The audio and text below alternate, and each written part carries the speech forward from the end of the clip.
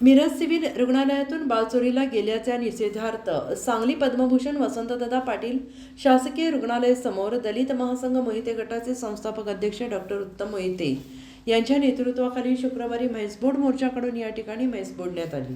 यावेळी निवेदनात दिलेले वृत्तात म्हटलेलं आहे, दिनांक 3 मे रोजी 3 दिवसाचं बाळ मिरज शासकीय रुग्णालयातून चोरीस गेलं आहे। ही घटना अतिशय गंभीर आहे। रुग्णालयाचे अधिष्ठाता डॉक्टर प्रकाश गुरव यांच्या हलगर्जीपणामुळे आणि सावळा गोंधळ कारभारामुळे बाळ चोरीस गेले, तेव्हा डॉक्टर प्रकाश गुरव यांची वैद्यकीय पदवी रद्द करण्यात यावी। डॉक्टर प्रकाश गुरव यांनी मिरज शासकीय रुग्णालयाचा पदभार स्वीकारल्यापासून रुग्णालयातील बांधकाम स्वच्छतेचे ठेके चुकीच्या पद्धतीने देण्यात आले आहेत।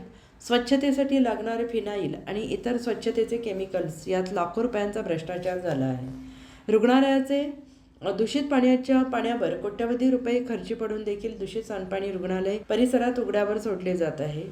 रुग्णांना व्यवस्थित सेवा सुविधा उपचार मिळत नाहीत। याबाबत येणाऱ्या तक्रारींकडे डॉक्टर गुरव गांभीर्यानं न पाहता दुर्लक्ष करत आहेत। शासकीय नोकरी करताना मनमानी कारभार आणि कर्तव्यात कसूर करणाऱ्या डॉक्टर प्रकाश गुरव यांच्या कारभाराची संपूर्ण खातेनिहाय चौकशी करावी, तसेच त्यांना तात्काळ निलंबित करून बडतर्फीचा प्रस्ताव आरोग्यमंत्री यांच्याकडे पाठवावा, तसेच त्यांच्या अवैध संपत्तीची आयकर सक्त वसुली संचालनालय मार्फत चौकशी करावी। आणि या प्रमुख मागणीसाठी दलित महासंघाचे संस्थापक उत्तम दादा मोहिते डॉक्टर यांचे नेतृत्वाखाली सांगलीतील पद्मभूषण वसंतदादा पाटील शासकीय रुग्णालयासमोर म्हैस बोडून अनोख्या पद्धतीने आंदोलन करण्यात आले। यावेळी दलित महासंघ महिला आघाडी राज्याध्यक्ष वनिताताई कांबळे, जिल्हाध्यक्ष प्रशांत केदार, अमर लोंढे, नितीन जाधव, इम्रान शेख, सचिन पाटील, आकाश चौगुले, नितीन पवार, रमेश चौगुले, प्रदीप लोंढे, संध्या कांबळे, शिल्पा बनसोडे, मंगल कोळी, विशाल चौगुले आदी पदाधिकारी उपस्थित होते।